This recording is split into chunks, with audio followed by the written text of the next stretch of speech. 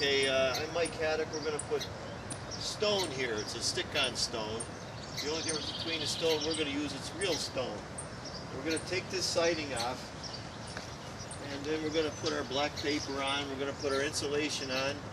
We're going to put our wire on. We're going to plaster it, and then we're going to stick our stone on. All right, we're taking the siding off.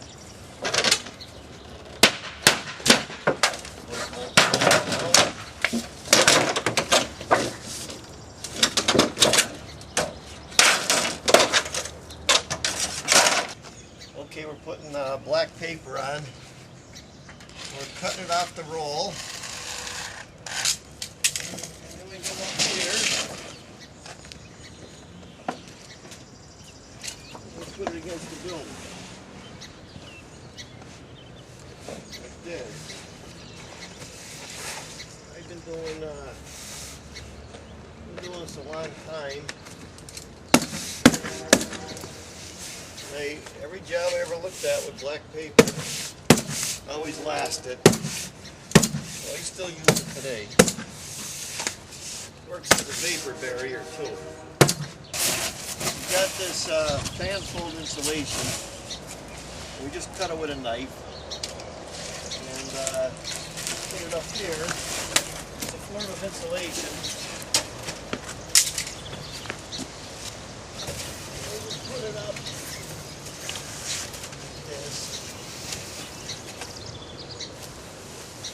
Put a couple nails in to hold it.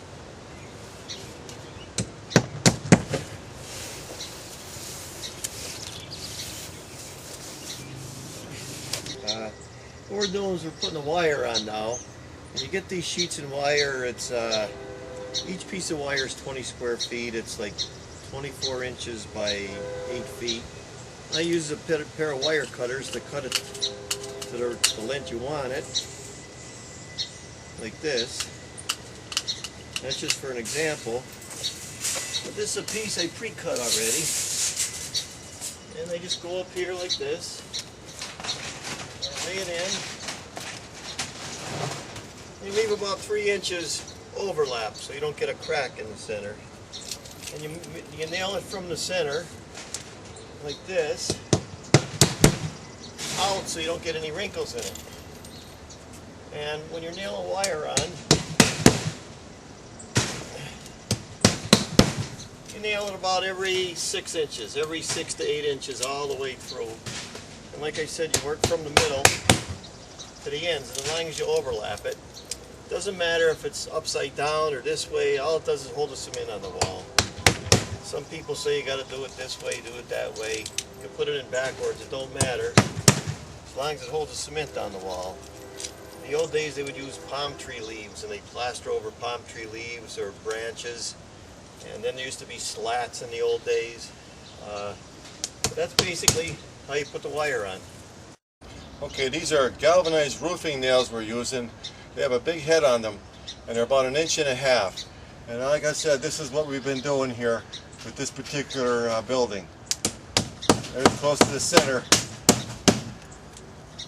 Okay, we're mixing cement, and I showed you in my other videos how I mix cement. And what we're using here is 2 buckets of sand. This is a fine sand, it's like a playground sand. Using 1 bucket of cement. Throw this on top. This is mortar, S-mortar. S-mortar has a little bit of Portland in it, and sometimes I throw a shovel full of Portland in too. That straightens it up.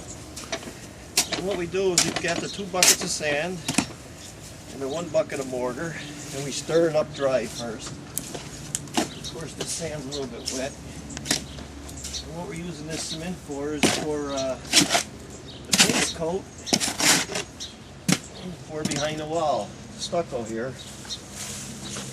So we got it in, and we got a little hole. We add our water.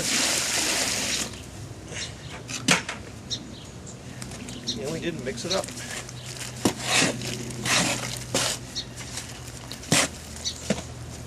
2 to 1 is usually what I use all the time. The difference between mortar and Portland is mortar has lime in it. And you buy a bag of S mortar, which has a little bit of Portland in it. But Portland cement is the same kind of cement they use on swimming pools or highway work. When you see the roads, that's all Portland cement. But the reason they make mortar is because it's easier to work with if you're laying bricks. And in the old days, they would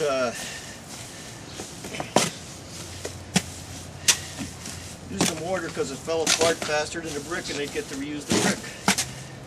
So that's our mortar mix right there. Okay, now we're putting the cement on the screen. You can see where we nailed it, about every 6 to 8 inches. Everything's tight. Put the cement in our trowel and shove it on. We mix the cement a little stiff because we want to make a double coat. If you mix it too soupy, it won't stick on. So we do it like this. Some guys use a different Haduck, but I like using this because I can get in smaller places.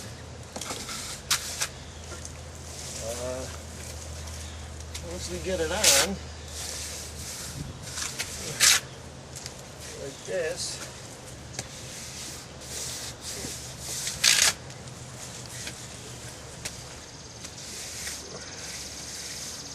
then I use a little tool to scratch it. The reason we scratch it is because we want the next, when we do our stone or stick-on stone, we want it to stick. So you can use a broom if you want. You can make your own little tool, but this is a professional tool. I call it the scratcher. It's like a comb, it just got teeth. And I just put it against the thing and I scratch it. And then what I do the next day, when I'm laying the stone, it's scratched. It's got something to stick to, like when they sandpaper a car or something. So that's how we put our cement on.